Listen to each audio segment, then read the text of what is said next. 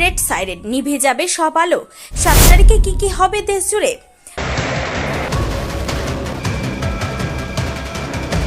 পাকিস্তানকে ভারত ঠিক কোন ভাষায় জবাব দেবে তা এখনো স্পষ্ট নয়। তবে নয়াদিল্লিতে দফায় দফায় বৈঠক চলছে, তা অত্যন্ত তাৎপর্যপূর্ণ বলেই মনে করা হচ্ছে।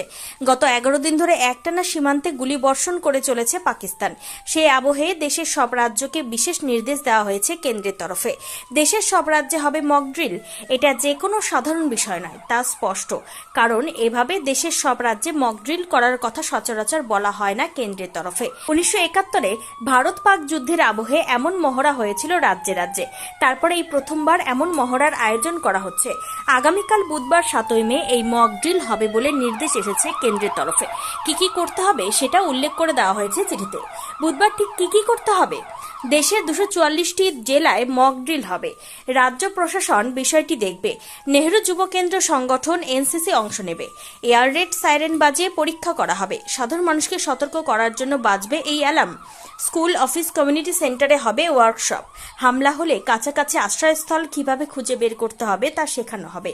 হামলার মুহূর্তে মাথা ঠান্ডা রেখে কাজ করা, প্রাথমিক চিকিৎসা করাও শেখানো হবে।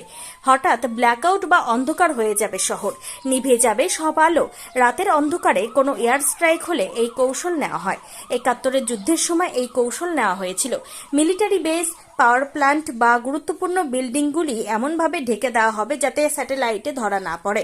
ঝুঁকিপূর্ণ এলাকায় শেখানো হবে কিভাবে দ্রুত উদ্ধার কাজ চালাতে হয়, কিভাবে সরিয়ে নিয়ে যেতে হয় সাধারণ মানুষকে।